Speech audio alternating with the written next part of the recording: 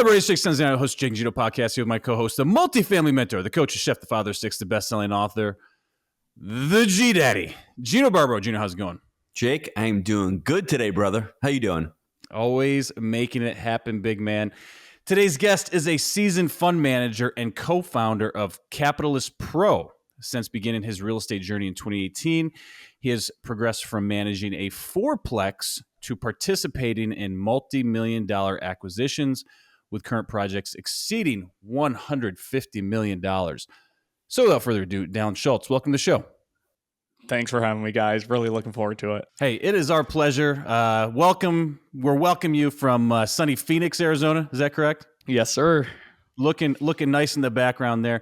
So pre 2018, I don't want to hear about the armpit of New York where you grew up, but pre 2018, what were you doing before the real estate? Before the real estate, I was a registered nurse. I had my bachelor's in nursing. I was working in an emergency room and later in a cardiac hospital. ER, it's got to be tough, man. ER, yeah. But I like the challenge, the fast pace. I think it fed my ADD, always doing something different every moment.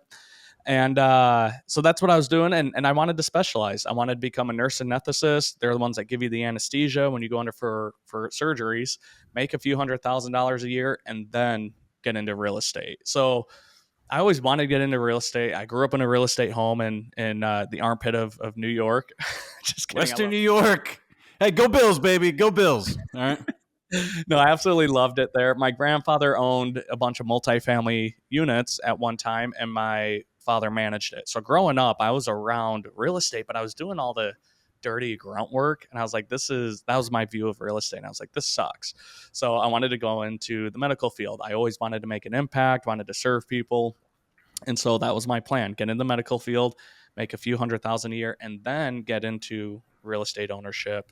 But a few months into that, I broke my leg playing soccer. And one of the core reasons for getting into the medical field was that I had safety and security. I knew people were going to get sick. I knew people were going to get hurt. Married, 2 kids. I wanted that security.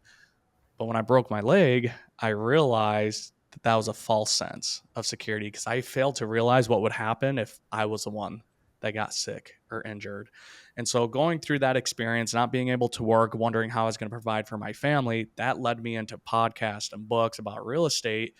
And 2 weeks after reading Rich Dad Poor Dad, we bought that first fourplex without any of our own money. Dallon, do you think your parents had any kind of influence over you of you not getting into real estate and then pushing you to go to college? My parents were always very, very supportive of whatever I wanted to do. They never pushed me in one direction or the other, just whatever. Even when it came down to sports and what I wanted to focus on, what I was passionate about, they were there all along. So I think unintentionally, my upbringing in real estate led me to, I think it planted that seed, but it took years for that to sprout and realize that that's really what I wanted to do with my life. So they were supportive, but they also taught me how to work hard as well. And let me ask you this. When you're have those thoughts of, I think this is the only path for real estate, when did you realize that wasn't the only lane that real estate could provide for you? In regards to doing all that grunt work, all that. Yeah, in regards to even doing like a fourplex, like syndication wasn't probably even a word. Mark Twain has a quote. It goes like this: "It's not what you don't know that what's going to get you into trouble. It's what you know for sure that just ain't so."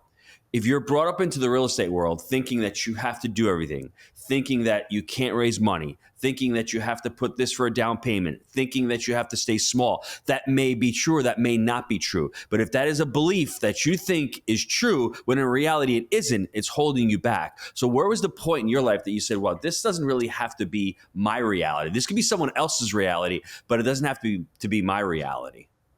Honestly, it's when I started listening to podcasts. So when I had that broken leg, I was sitting in a recliner. I couldn't do anything. I couldn't work.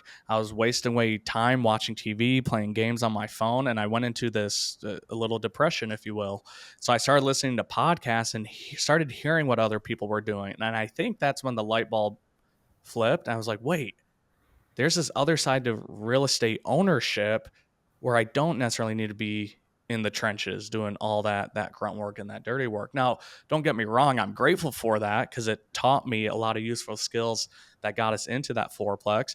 When you buy a fourplex, you don't have money to hire a management company and a maintenance person on site and all those beautiful things that go with large multifamily. So my brother-in-law and I, we did it all. We did the renovations, we did the turns, we did the maintenance, we did the management. And so that foundation growing up gave me that jump start. But I knew by listening to podcasts and learning that if I got more real estate, I could start offloading that. And that piqued my interest. And how did you go from a smaller multifamily into a larger multifamily? What does that first deal look like? We raised money for it. So we bought a fourplex. A couple months later, bought a second fourplex. Then we attended an apartment investing conference, and that's when we learned about funds and syndications. And that I never knew about that side of the business before. So again, another paradigm shift in my mind where I was like, oh, this is how people buy these large units. So we got into some smaller multifamily, 8 units with some land, got that land entitled. We were going to develop 30 units.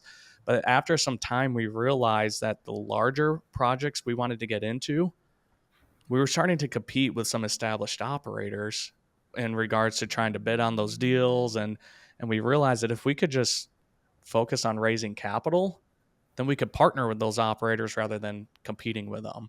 And that's really what got us into that first syndication. Was we were approached to be a part of the general partnership and help raise some capital and be involved in other aspects of the business, because at that point we had started growing a network, a presence, a brand.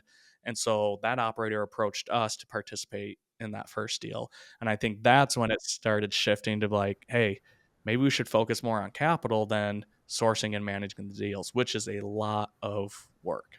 Do you look for when you're looking at a sponsorship group or somebody that you're going to bring your capital to the table? What are some of the things that you need to be looking for in a sponsor?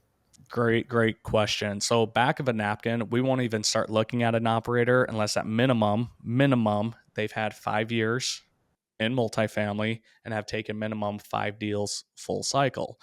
Now I say minimum because in the last 5 years, a lot of people look like rock stars, and they may have been in it for 5 years and they may have taken 5 deals full cycle, but those deals may have been a 18 to 24 month turnaround because the market was just booming and not so much because of their ability to manage the asset. So I think we're getting a lot more clarity on the established operators and who approach these deals conservatively. So those are a couple things back of a napkin. We won't even look at the operators if those two things aren't even met.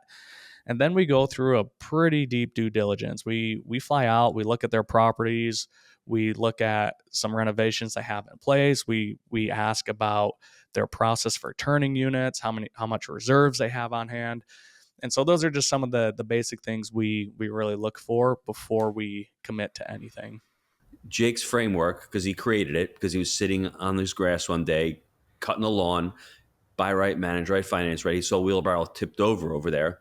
When we're looking at that framework, what kind of deals are you looking at? Even if the operator is good, even if he's done 5 deals, what kind of deals are give you pause in this part of the market cycle? Deals that pique our interest that we want to get involved in?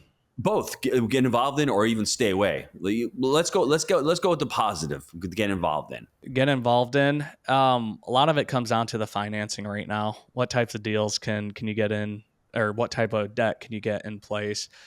And one of the deals we jumped into about a year and a half ago, 7 years fixed financing at 4.75%. And 18 months ago, that was people were getting 6, 7, 8%. So the fact that our operator got 7 years fixed, none of this bridge loan, that was super appealing to us because we knew whatever happened over the next few years, we'd be able to weather, and then they could just focus on the operation. So that's a big thing that we look at. And if people are doing more bridge loans 3-year, or do they have a rate cap in place? Are they locking that interest rate at least for 3 years? And then what exit strategies do they have in place? And there's got to be a few, whether it's a refinance. Another thing we look for too is whether or not the operator's done a capital call. And that's hard to find an operator nowadays that haven't. And it's not necessarily a deal breaker for us, but it's one of those things we look at and we ask about it. Hey, what led to this capital call? What did you learn from it? What are you guys preventing from it happening again? One of the things I hate seeing, and I hear about it time and time again, people are going through these capital calls and there's no strategic plan in place. The operator's just doing a capital call to kick that can further down the road. We just need the money.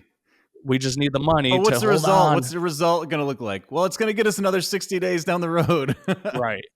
And then a few months after that, they're like, oh, hey, guys, we're actually in foreclosure. So now their operators put up even more money just to kick the can down the road. What do you need the money for? I want to get a couple more months to get into foreclosure. Yeah, it's Brutal. That's not, honestly, insane. it's not something we should laugh about, but it's just but no, I'm laughing because I think anybody who's been in this business, honestly, guys, you've gone through that. I went through that in 2008. And I remember I was just my own deal personally. And I was kicking the can down the road with the bank. And I was just trying to work with the bank. And fortunately for me, I got lucky. I was so persistent. I wore this bank out. They finally just said, okay, we'll negotiate the loan. Jake, it was like I was hounding them. I'm like, guys, do you want the keys back to this building in LaGrange, New York? I don't think so. So how can we work this out? You know what I mean? Like, I had a plan. All I needed to do is to get some kind of debt relief. So, I mean, when I'm chuckling to myself and remembering the pain that I went through. But what you both said is so important.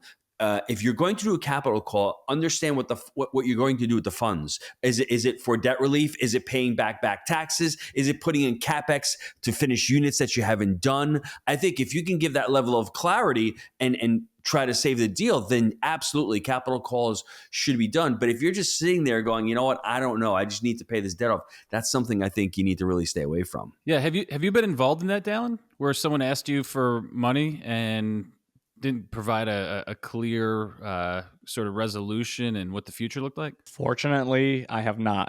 I have colleagues, friends, partners that have been involved in some of those deals. Fortunately, we haven't been involved either personally or with our investors. There have been capital calls we've been involved with, but there was a clear plan in place to where we were comfortable saying yes. And this is what's interesting. So we approached our investors when we had to go through one of these calls, and we explained the reason for it. And I mean, it was minimal on a $50,000 investment. I think it was another $4,500 or something for this call. But we explained the plan, and they're like, yeah, no, that makes total sense. Oh, by the way, I have another 50,000 that I'm looking to deploy. So like, even though this capital call was happening, because of the trust, the rapport we had with our investors, they were letting us know that they were ready for that next investment. So I think it really just comes down to the communication with your investors and just a clear plan of action. Most people are pretty understanding when stuff happens, but if you're not communicating or you don't have a clear plan of action, I think that's where people start getting fearful, or you lose some trust with them because they don't know what's happening. And so I think keeping that communication open is critical. Down to your point, if you're an operator and you go back to your investors or your partners and you say, hey, we've executed on the business plan, but we didn't foresee insurance doubling. We didn't foresee rents just completely stopping. We didn't foresee other expenses. I'm not even talking about bridge debt. Let's say you have fixed debt. All of these other foreseen actions, and you're saying, hey, if we have a little bit more time to be able to get that rent growth going again, if we have a little bit more time to stabilize the asset, I think most investors will be like, oh, okay, that makes sense to me. I think if you're raising capital, and I want to get to that raising capital part, but I think that's important, laying out what's going on. Before I ask that question, though, what markets are you investing in? Are you agnostic with the markets? Or are you picking certain markets? Currently, we're very Texas heavy. We do have an RV and a self-storage development, ground up development that we've done here in Arizona. We're not exclusive to just Texas. We're looking into Nashville with some operators and the East Coast, the Georgia area. Florida, I don't know. I know a lot of people are investing there. Some are doing great, but it seems like every time you turn around, there's another freaking hurricane blowing through there. So I can imagine just property taxes, insurance stuff are going to be a little bit more challenging. So yeah, those are markets we're really looking at. Interesting fact for the both of you. Don't know if either one of you knows that there has not been a hurricane to hit the east coast of Florida, I think, in the last 10 years, believe it or not. I think every hurricane that's hit has been in the Gulf Coast. Even for us, it's come across the state. So that's very interesting. Nothing like from Deerfield. Define hit. Well, I mean, like a Cat 1 or a Cat 2. I knew Gino's Gino's going to get sensitive about this because it's a hometown to him now. He's like, whoa. Well, let me tell you a little bit something about the east coast of Florida, Dallon. All right. We get rain, but you know what? We don't identify the rain as a hurricane, okay? We call the rain rain. Actually, we do have a microclimate here in Jacksonville where the Oh, hurricanes no, we got come. a microclimate. And they curl out, baby, and then they come back and hit North Carolina. So that is the truth. If you don't believe me, if you're fact checking me, go online, say Jacksonville Hurricanes. You're going to see Shit's getting deep in here is all I got to say. You know, and Gino, you, like, all joking aside, you bring up a really good point because you asked what markets we're involved in, and maybe I got ahead of myself. The way we vet deals before we get into them, we spend 80% of the time vetting the operator, 10% on the market, and then 10% the deal. So the market is less important to us as it is the operator. Now, if we find an operator that's been operating in Florida with a very, very successful track record, that's a completely different conversation. Mm-hmm. Well, Right. especially when it's microclimates and it's hurricanes that don't identify as hurricanes, right? Like that's the kind of stuff we're looking for. Like when I see the OM, right, and it's hey, this is rain that doesn't identify as a hurricane in a microclimate. I realize it's a you know a super deluxe value add from you know a broker that I can trust. Well, that being said, everything you said, I sort of agree with you. I would tend not to look for deals in this market if I already have a presence in Knoxville or another market that I like more. But if I'm in Florida and it is my backyard, right now I'm looking at it because insurance is not going to go crazy like it did over the last 3 years. You can actually underwrite for a certain insurance level. Yeah. People are still coming down here. There is parts in the center part of the state where you're looking at different markets, submarkets of Orlando, Ocala, Lakeland, those that may be less prone to weather events, and you can get decent pricing there. But I do agree with the both of you. All joking Gino, I love aside, Florida. I just love busting your chops. So you explained it so well, though. You are so right, because once you're here, all you hear is hurricane, hurricane, hurricane. I'm like, seriously, I've been here. The last one we had on the East Coast for us, I was living here in 2017. I just moved here in 3 months, and I called Mr. Stenzion on the phone. I said, Jake, I've got to evacuate, bro. Can you take on 6 kids, husband and wife, into your home? And Jake opened up his house, got in the car. 12 hours later, I'm up in Knoxville for the week, and really not that big of a deal. I didn't really have to. no, we bought a deal that week. We found a deal, so it was worth you coming up. Oh, dude, it was phenomenal. We had a great time. But my point is, when you're not used to it, when you live here after 4 or 5 years, it's like the boy who cried wolf. Every freaking week there's a deal going on. But well, Dallon, have you seen Forrest Gump? Yeah, I have. Yeah, you remember when Lieutenant Dan is sitting on the sail and the hurricane comes and he just takes his shirt off and like starts screaming at it, right? I get was Gino? videos from That's Gino? I get videos from his wife now when the rain comes. He goes out there with like this bandana on and he stands on the pier and he just starts screaming like a crazy person. I'm like, dude, get a grip. He gets a little like we hit a nerve here, but we can move on. all right, I'm going to get back into some serious questions because I know something that Dallon did. He launched Capitalist Pro. And I think some of the questions that I really want to focus on right now are about raising capital. For the person who's getting into real estate that doesn't have money, like a Jake and Gino, the pizza guy and the drug rep when we started. We didn't have a lot of money. We had a lot of grit. We had a lot of tenacity, but we had a lot of lint in our pockets. Let's talk about raising capital and some of the things you did right when you started raising money. First and foremost, it doesn't happen overnight. I think people get so excited to get into their first deal. They commit, an operator comes to them and says, hey, can you bring $500,000 to this deal? Can you bring $1 million? And they're like, yes, I can. I know people, I got family, I got friends, they all have money. Then they go to these family and friends and they're like, hey, I'm jumping into this multi-million-dollar apartment deal, 240 units in Jacksonville, Florida with Gino. And they're like, who the hell is Gino? What's apartments? I didn't know we can invest into it. What, Dallon, you're a registered nurse. What are you doing raising capital for this deal? And Pizza guy with micro hurricanes. Pizza guy with micro hurricanes. But they got pineapple on it, so you know it's weird. So I think that's one thing to recognize is that it doesn't happen overnight. And for me, speaking from experience, I had to go through a rebranding. People knew me. Is that where the stash came from? But part of it, yeah. It actually started as a joke for family pictures just to irritate the wife, but she ended up liking it, so I kept it, and it's worked great for personal branding.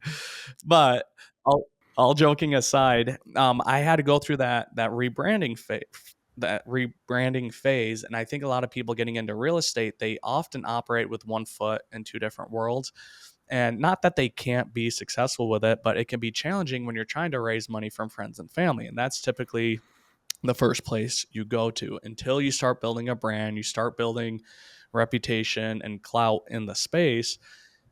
If you're not focused on that personal brand and people don't know what you're doing, it's very difficult to raise that money. So just posting stuff, sharing with people what you're doing, what you're getting involved, and I'd say give it 6 to 12 months.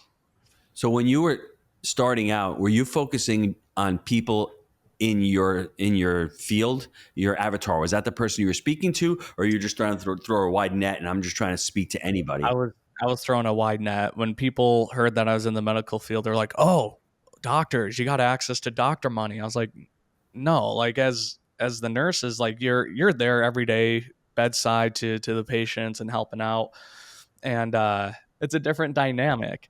And so, yes, I was interacting with doctors, but they weren't necessarily like the ones that knew me as a nurse, not a real estate investor that they were going to they trust couldn't with their mentally hard-earned get past company. that, right? But if they see you online as the capitalist pro, with the sweet stash, maybe I can get with that guy. But if I'm like, it's you like punching up to the doctor. It's almost a weird dynamic, so it probably made it challenging. It's almost made it better being out of that field and saying, "Oh, hey, yeah, I was in the medical field at some point," rather than trying to actively be in it, trying to raise capital. Because So that first capital raise, though, after 6 to 12 months, you start getting money coming in. How does that look? How does that feel? What did you do? Did you convince them that you weren't just a nurse, that you were doing this? Did you come with a business plan? Did you have a credibility book? Did you have a website? What did that look like? there's two ways to get started in real estate. You bring the deal to the table or you bring the money to the table. So we started with the deals. And the first people that we raised capital from, those first few deals, it was one or two investors that we're bringing on. We didn't syndicate, we didn't do these big funds. We just did more of a joint venture. And so those were people that already knew us. They trusted us. They understood. They had some familiarity with real estate, and it was good timing. It just worked out the way it was supposed to work out. Now, when we started getting into raising more so for a syndication or for a fund, it was we had to have that presence. We had to have that reputation. A couple of years ago, we started and grew the largest monthly gathering in Arizona focused on apartment investing. So just having that meetup, having that platform, posting about it, inviting people to it, that in itself provided credibility. People want to see that you're active and that you're involved in whatever it is that you're asking them to participate in. And so I had to, at some point, actually it was October 2019, that's when I left the medical field completely and jumped in both feet with real estate. And that's when I really started gaining traction, because that's really when I took on that new identity, if you will, as a real estate investor. There's a lot of challenges in raising money, a lot of different stuck points. There's a lot of places of friction. And I know that you've created the product to alleviate a lot of those challenges. Can you discuss some of the challenges? And then if you'd like, you can talk about Capitalist Pro, how they solve the problems for the syndicator. Yeah. So this is continually evolving, and we're continuing to learn more and more. And I love sharing what we've learned and what we've experienced firsthand as capital raisers, and then help others in the space. One of the most painful mistakes that we made that made me realize we really had to get our shit together was we were talking to this gentleman. He just sold his HVAC company, one of the largest ones in Arizona, to a private equity. So they're sitting on money. And we had multiple conversations. He never knew you could invest in real estate or apartments the way that we had it structured. So a lot of conversations around that. He was definitely interested. He said, "Hey, let's revisit this when you have a deal. I'll be ready to go." So we went quiet for about 2 to 3 months. We're like, sweet, we got that soft commit, we can move on. We went quiet. We didn't reach out for about 2 to 3 months, and then a deal came active. So we reached out to this gentleman and said, "Hey, we're ready to go." He's like, "Dallon, I wish you called me 2 weeks ago. I just wired the $200,000 I was going to invest into another deal because I forgot what you Whose did. deal was it? It wasn't an apartment deal. It wasn't a multifamily deal. And my mind, initially, I'm like, how do you forget? We had multiple conversations about this. I thought you loved Like- me, baby. But what we realized is that we dropped the ball because we weren't remaining top of mind. And it's hard when you're focusing on deals, when you're focusing on raising capital. We're usually pretty good about getting those 1 to 3 personal touch points in, but then we drop the ball because life gets busy. So that's when we realized we needed to really revamp our systems. And not to mention, it was a disorganized cluster. We had 5 or 6 different softwares. We're trying to have them communicate through Zapier, and it was just a complete mess. And so we stumbled into a solution called Go High Level. A lot of people are really familiar with the software. The challenge is it's a blank slate.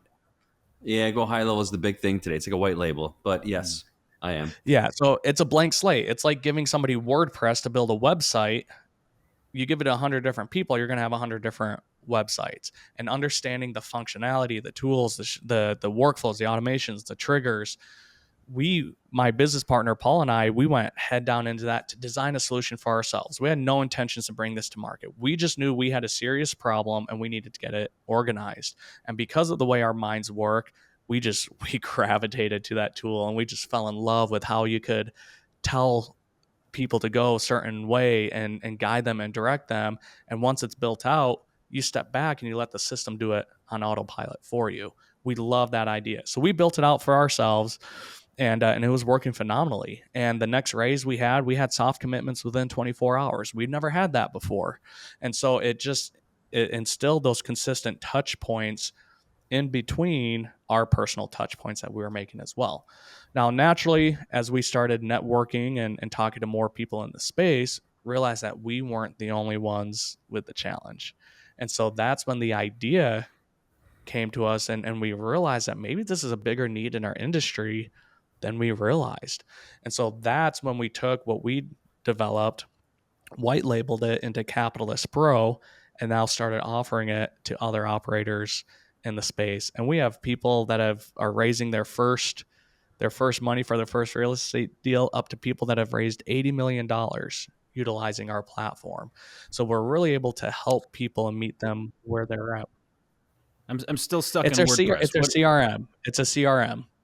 So most people are using ActiveCampaign. Most people are using MailChimp to do some email marketing. Some people aren't using that at all. A lot of people are using Excel spreadsheets to track their investors. And Gino then they just uses his cell phone on the side. And it can work. He's like Dallon, the HVAC guy with the 200 G's, son. That's what Gino's got you on his phone as. Yeah, I don't think so, Jake.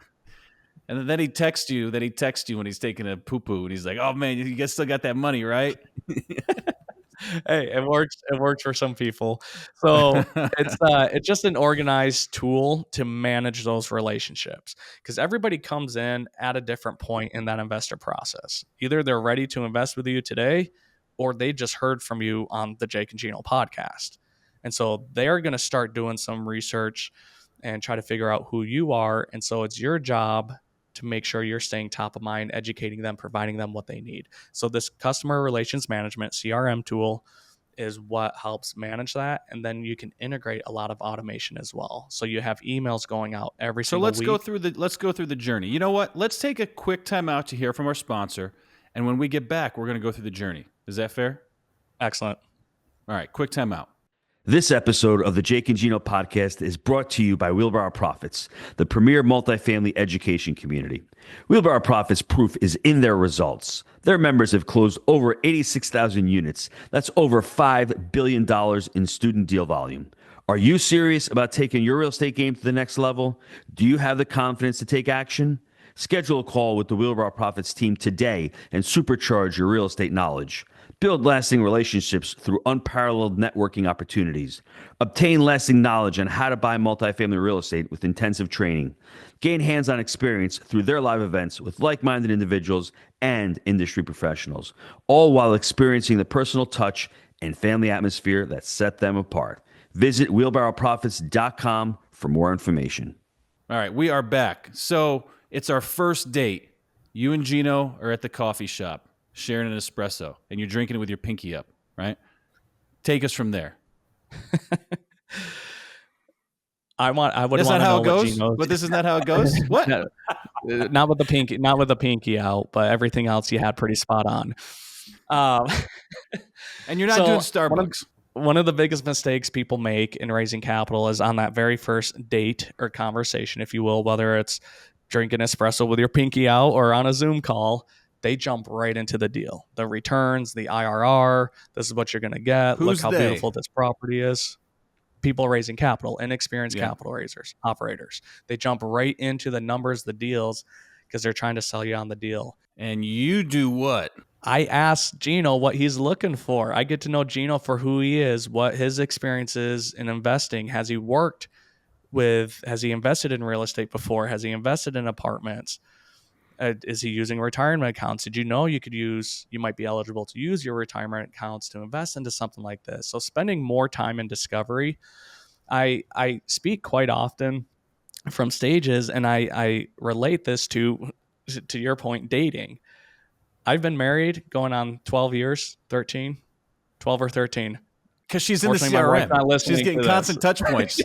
Yeah, she's in my CRM to remind He's me. like, hey, I've it's your- automated your marriage with anniversary. AI, brother. So the first date, I didn't ask my wife to marry me, and I think a lot of Gino did. people. Gino, Second date. did you? Second date. Second Hey, they were I was still a just first joking.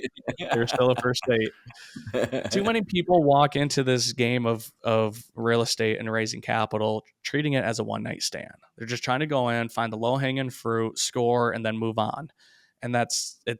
Most of these deals you're in with these people for 3 to 5 years. So people try to accelerate or bypass that dating phase completely. So when you think of it that way, that first conversation you're having with a potential investor, you figure out what energizes them, what drains them, what are they scared about in investing, what have they invested in previously. And so we don't typically talk about deals until the second or third call. So I think if you set right expectations and you do adequate discovery, the following process just happens organically because people are either interested or they're not. You mind if I ask a couple questions based on that? Because I want to get into the idea that you can't automate the first call. I think everyone wants to go on automations and use AI from the very beginning, but it is a relationship-based business. And possibly if you're at an event and you want to put somebody and somebody goes to your website and they opt in, it's a different story. But you still want the need to have a conversation with the person because you still need to create a substantive relationship, especially if you're doing 506Bs, but you still just want to know the person. I know when we did our event in Nashville back in 2018, it was MM2. We had a gentleman back there, pretty wealthy gentleman from Nashville. He came to the event. He met my family. He met everything.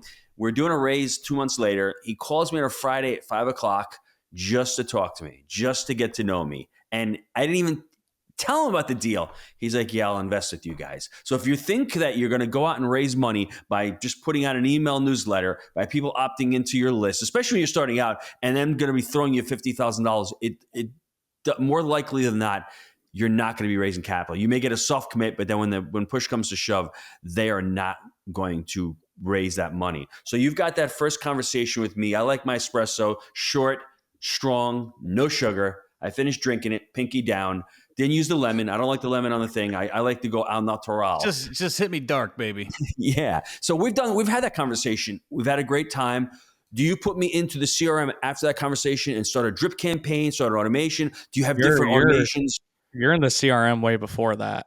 Wait, okay. You're in the CRM way before that. And to your point, you can't automate 100% of your capital raise. It can't be done. You have to be having these conversations, these interactions, and preferably in person, whether that's at an event, at a meetup. Next best thing, in my opinion, is Zoom. Now, I think if you're putting content out, educating people, getting your face out there, and you're sharing valuable information, people are hearing you and seeing you. They're building that trust and that relationship with you when you haven't even heard of them. And then they opt into something, maybe even before they get on a call with you. So when I say you're in the CRM way before that call, I think a lot of us that have experience in raising capital or doing real estate, we've gotten stuck on these phone calls or on these conversations that we probably shouldn't have been spending 30 to 60 minutes of our time on because that person wasn't qualified. So what we've integrated in is automations and quiz funnels and different tools and things to help qualify and disqualify that person before you're sifting them, before you even get on a call with them. And I think we're so excited to just start raising capital, especially in the early stages. We'll talk to anyone and everyone. We'll go to lunch with anyone and everyone just to talk about what we do. You need at bats as well in the beginning, right? Because you just start, hey, I'm getting into real estate. I did a fourplex, right? Well, you may want to say that a few times before you pitch the guy that's worth 50 mil. So, Right. Just in my opinion. So I think what I'm trying to do is if I'm Dallon from 10 years ago, and I'm listening to this show right now, I'm trying to get playbooks and relevant, actual information, because the 49ers back in the day, made it famous scripting their first 10 or 15 plays or whatever. So not that everyone's going to be different, but do you have a playbook? Like, is it 3 Zoom calls to drip campaign, or what is the structure of your guys', sift to drip to phone call to Zoom to Gino espresso martini here? What are we doing? That's a loaded question because, again, people are at different places in their No. journey. I'm not saying like this. That's right, but I'm saying, is there do you have a playbook where you attempt to, this is what we see, producing the best results? Yeah. I mean, we have those, I would say, key stages or metrics or things that people need to go through. So what we have found personally is nobody's invested into our fund if they didn't take the time to watch the 60-minute webinar. And so now we use that webinar as a way to qualify and disqualify people as well. So we might have that initial 30-minute conversation after they've expressed interest to us. And then before we take that next step, say, hey, look, Gino, it sounds like there's some alignment with what we invest in, what you're looking for. Love to jump on another call, but what we have found to be most effective and helpful is to take 60 minutes and watch this webinar on our fund launch. This is going to answer 80 to 90% of your questions. And then that way, when we jump on a call, on our next call, we can be much more intentional and effective with our time. Any reason you wouldn't be on board and watching that? No? Okay, great. Well, about a week, would that give you enough time to set some time aside to watch that? Great. Okay, let's get that next call scheduled. And so we're helping to move them along. So that's one of the things. Discovery call, absolutely. That's number one. Your discovery call should be that very first metric. And then I think getting people to watch a webinar, because if there's interest and they commit the time to that, it signals that they're probably pretty interested in what you have to offer. And then different people have different needs. If they're looking for the tax benefits of investing in real estate, only talking about the cash flow probably wouldn't be appropriate. So it's also understanding where that investor's at and then touching on the different aspects of that deal and not overloading them with stuff that may not be as pertinent to them. Dallon, can I ask you, in the webinar itself, what just some key points? Because I think when you're speaking to other operators, everything seems obvious. But what are some of the things that a person listening to this should put in that 60-minute webinar to make it more understandable, as if it's someone who's never really done a real estate deal? What are you trying to harp on? What are you trying to focus in on in that webinar? Don't emphasize so much on the deal itself. And I would focus more time on how these deals are structured. If you think of any investor, when they invest, what's their number one fear? Losing money. Losing money. So rather than talking about how great this deal is and how much money they're going to make, what if you spend a little bit more time focusing on your execution team, your business team, the systems and processes you have in place to turn these units, the debt structure, why you chose that debt structure, what that debt structure does for you. So focusing more, I think, on the overall structure of the deal than the deal itself is absolutely critical, because that's when people are going into these webinars asking themselves, okay, how are Jake and Gino going to preserve my capital? How are they going to protect it when I give them $100,000?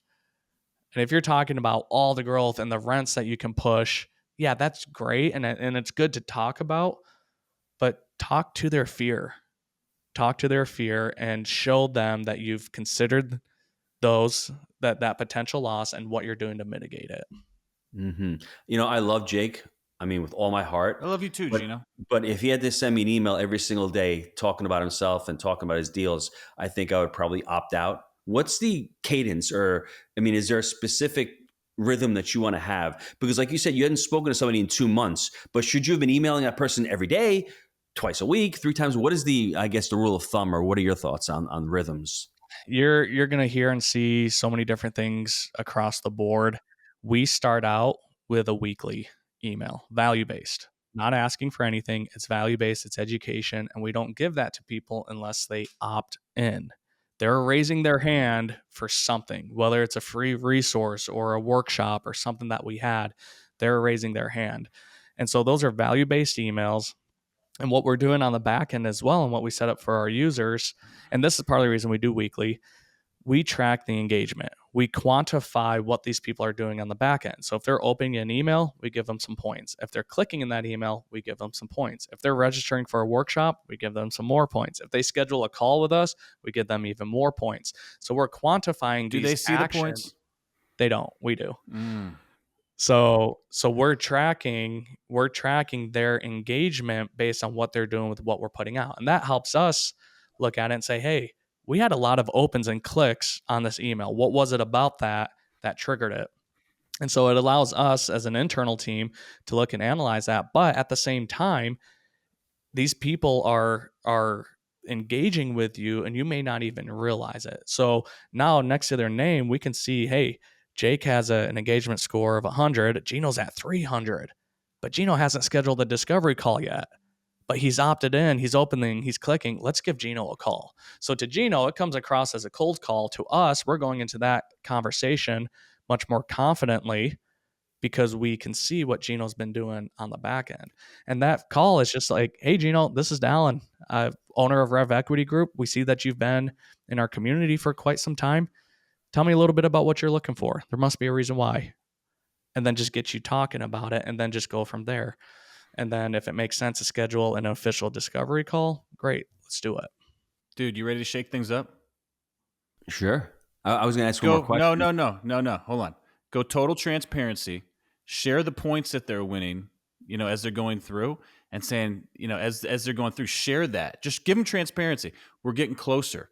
We're getting closer to each other. You're building. You're growing. Motivate them. Just take it off, baby. Share that and test 10 of them and see what kind of result you get. And then let me know. Share it with through the emails as they're coming through. Hey, we're getting closer. We're growing. We're engaging. Ding, ding, ding, ding. Give them those little dopamine hits as they're going. And then let's see what the results are. Take 10 of them, dude. Just try it. Very interesting take that I could see. You got to get creative nowadays. And if people know that I could see we're going getting both closer. ways. This is a fit. We love each other. Dude, ball out. Try it. Gino, you got one question. I got one. Then we gotta wrap this. I did. As far as the company, your Capitalist Pro, you do provide a lot of these email templates and automations as well, correct? We do. So the framework, the automations, the structure of it, that's all pre-built for our users. And people can go sign up for Go High Level. None of that's done. They're going to have to learn it, figure it out themselves. So we significantly cut down that learning curve by having it pre-built. And then we offer a ton of support with the implementation. We have people from other Go High Level platforms, other white labeled Go High Levels coming over to Capitalist Pro just because they're lacking the support and implementation from some of these other users. And this is primarily what we focus on. So we're able to really help them where they're at. I was just going to say before Jake asks his next question, you're utilizing it. You created a solution for what you're doing. You're using it day to day. It's not something that you're just creating from a different perspective. You're creating it from a user perspective. You know what you want. You know that having 5 different platforms where you got to connect with Zapier. You know that the email templates, what they need to look like. You know that what needs to go into the webinar. You know what's been working with you with the flows. So I think that's the benefit that your platform has versus a different, just generic Go High Level. Much different. 100%. And now that we have nearly 100 users on our platform and we're on track to have 1,000 by the end of the year, we're able to see what's working with our users as well. So that enables us to fine tune our systems and processes and even help other users on the space. So it's grown more than just what we've been able to do. And it's been really exciting and fun to be able to help others implement it. Okay. earlier you were talking about essentially the capital raising side of the business and owning a fourplex and how owning the fourplex with your brother-in-law, that was work, right? Um, why do you like the capital raising side of the business versus operationally or like a deal driven GP spot? Playing to my strengths. I'm a relationship person. I can execute on things, but I've known about myself, and it's not that I can't find a team to do this, but personally, if there's something I have to do over and over and over and over and over again, aka manage, lease, operate, I struggle with that because I like the excitement of meeting new people. I like the excitement of helping them get from point A to point B to see opportunities. So really, it's just playing to my strengths. And there's some people that absolutely would despise networking and talking to people and talking about what they do, but they're hell of a good operator and manager. And so that's just why we decided to focus on the capital raising. And we no longer wanted to compete. We wanted to collaborate. And so now, because we focus on capital, we could partner with some of the top operators in the country and in the markets we want to invest in and not compete with them. We're collaborating with them because they're always looking for capital. So the takeaway there is if you want to get into the space, be honest with yourself, look yourself in the mirror, try to understand your strengths. Don't force it. You don't got to be a capital raiser. You don't got to be a maintenance man. Find out what you're good at and drive the lane. Drive the lane hard, Gino. Pinky's out. Pinky's out, doggy. What you got, Gino? Take us home. Want to wrap it up? I mean, from what I heard earlier on, I heard that Dallon is from Livonia, New York. Don't even know where that is. I think Honey Oy. Honey Oy. Oy. Oy-Y-E. Loon Lake. Do most New Yorkers know where it's from? I don't think so. But anyway, he decided. Do you qualify as a New Yorker coming from Western New York, Dallon? I don't know. Do you? We don't associate with the classic New Yorkers. You should know this, Jake. He doesn't identify as a New Yorker, Gino. So I don't exactly. We got microclimates. You got hurricane. That's not a hurricane. I'm just trying to get my mind wrapped around that one. But if you think about it, he leaves, goes to Hawaii. It's like polar opposites. He went from death in the winter to like this haven of palm trees and sunshine all the time. Ends up going to Phoenix, buying a couple fourplexes, and says, "Man, this is hard work. There's got to be something different here. I'm working my nursing job full time here, trying to do the real estate, trying to do sheetrock, trying to change a toilet here. What else can I do in real estate?" And then I start listening to podcasts after I broke my leg, hanging out, and I'm like, wow, I can actually start raising money. I can actually start pulling funds from elsewhere and investing with people who have the experience and the knowledge of that. And then from that iteration, creating a platform called Capitalist Pro, where all of a sudden I've got all the tools that I've used to raise millions of dollars, and I'm helping others raise hundreds and hundreds of millions of dollars to get into multifamily and to help other people who would not have the opportunity to invest in real estate. That's a really cool tool that I've been creating over the last few years. Dallon Schultz. Well said, Gino. Gang, as always, we believe in buying deals for the long term. Think in decades. I'm Jake. He is the G Daddy. We make it happen. We'll see you next time. Thanks, Dallon. Thanks, guys.